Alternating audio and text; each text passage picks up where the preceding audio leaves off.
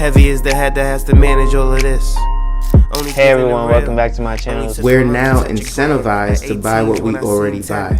Fumbling through college had me building. I also got some done on the other side. And that was right around, I would say, May, maybe, right before renewing the lease for this property. Welcome to the channel, Martha. Thank you for having me here. Oh, I was going to say, I am getting up there and age, I'll tell you what. Bills paid by other people, life was never this good. I had to step back, knowing that it's... Hey everyone, welcome back to the channel. So today we're going to talk about really rent, car prices, all that stuff. And has it gone out of control? And you know me, I'm going to get straight to the point, and I'm going to tell you it absolutely has. It has absolutely gotten out of control. But we're going to address exactly how this happened. So starting with the housing market, with COVID-19, with everything going down, everything shutting down outside of essential workers, people were boarded up in their homes. And, you know, for about 2 years, you had people who maybe were looking to buy or maybe already felt cramped. We were in prosperous times. Inflation wasn't too high. And some years it was even negative. Therefore, we were actually not spending as much, and prices of goods and services were actually going down.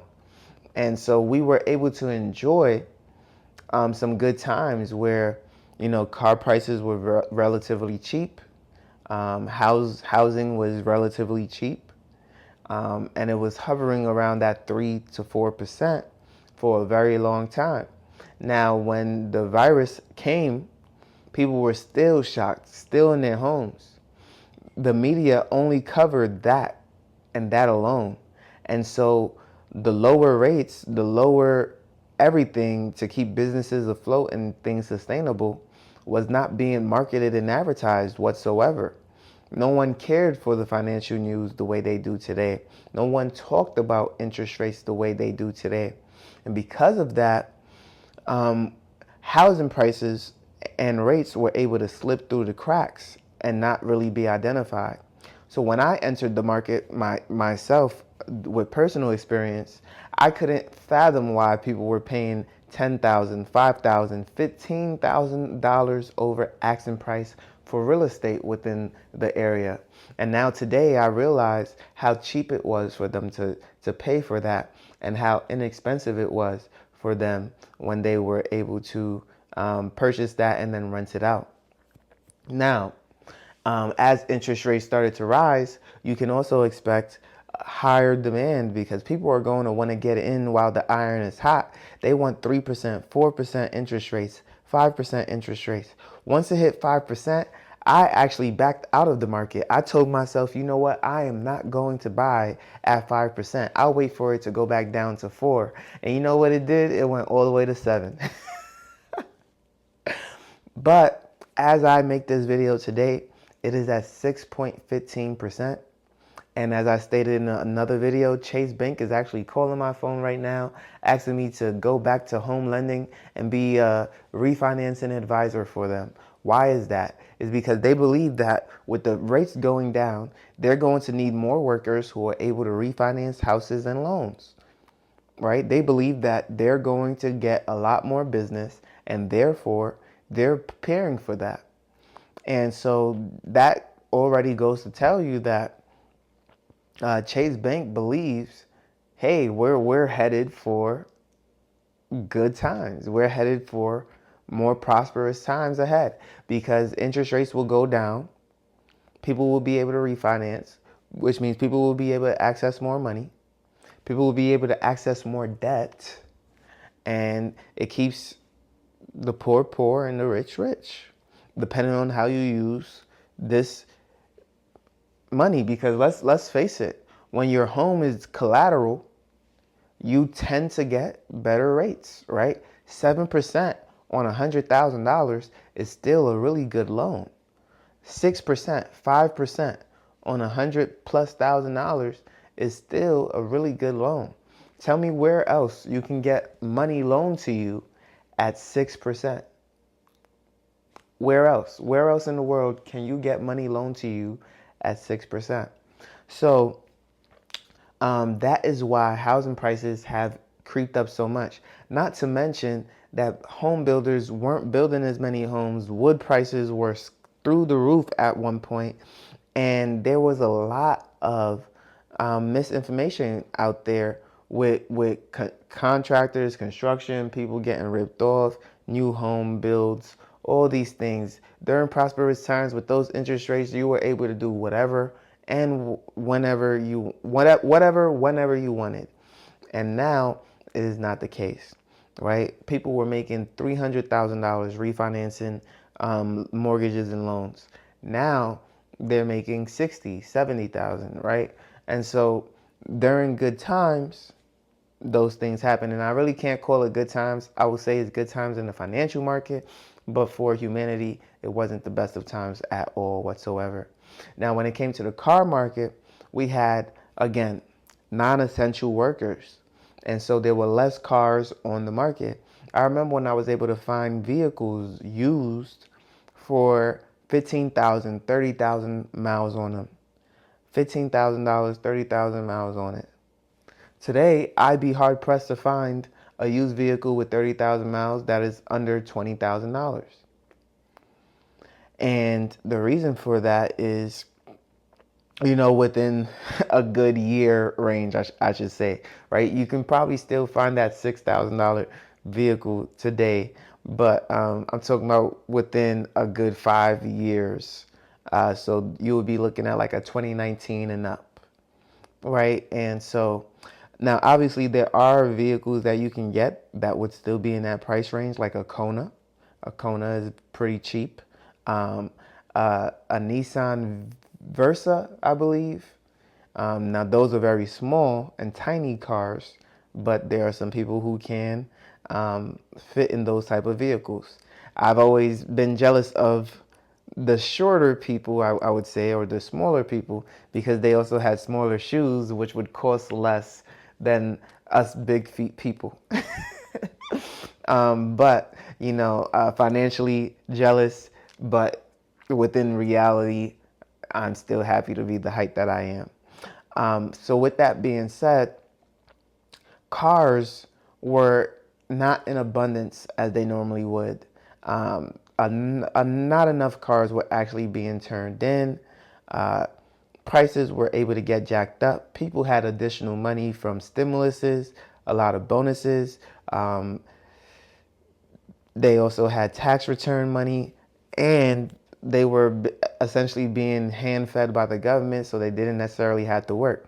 People were making just as much money as me on unemployment as I was making as an area manager for Amazon. And so that just goes to show, if you have two people like that in the same household, of course you can afford a new car.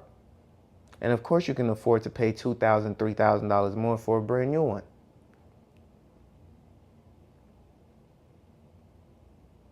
Right? People's mortgages were getting suspended. You didn't even have to pay your mortgage for a certain amount of time.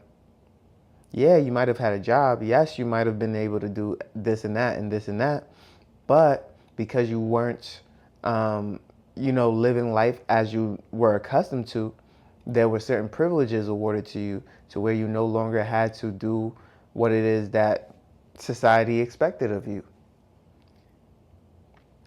And so there was less cars, more demand, because everybody wanted to drive in style.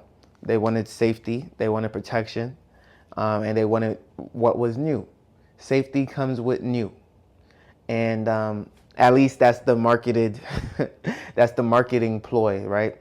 A lot of people would tell you that old is better than new because new is plastic and old is metal, right? And if you don't know what that means older cars were made with metal and newer cars were made with plastic. So that's all that means. And so a lot of people believe that metal cars were safer than plastic cars. And if you want the answer to that one, go ahead and Google it and see which one is more safe. But that was for the run up in vehicle prices. Now, with the price of vehicles going up because everybody wants the new thing on the block, You're finally out of this 2-year hiatus from seeing people and impressing people you don't know. Well, it's now time for the car dealerships to finally get new models out. And you know what? You're going to pay more for it. And a beautiful, beautiful, beautiful excuse hit the market. You know why? Because there's now electric vehicles. There's now EVs. There's now this hot new commodity that has a $20,000 bigger price tag on it. And you know what? If you want that, you must pay more for it. So it was almost like an entirely new car, $20,000 by itself, a whole new car hitting the market, on top of obviously paying for the car itself, right? So you're paying $30,000 plus another $30,000, boom. And cars were costing $30,000 brand new. So if you're paying $50,000 to $60,000 for a vehicle, of course, these car dealers are gonna say, wait, there's a new market out here, and we need to tap into that, right? When you can buy a Cybertruck for almost 6 figures, you start to wonder, what are people doing with their time and money? And so, you know, when I see people wanting to buy Cybertrucks for 6 figures, I'm like, they must be in $1 million home.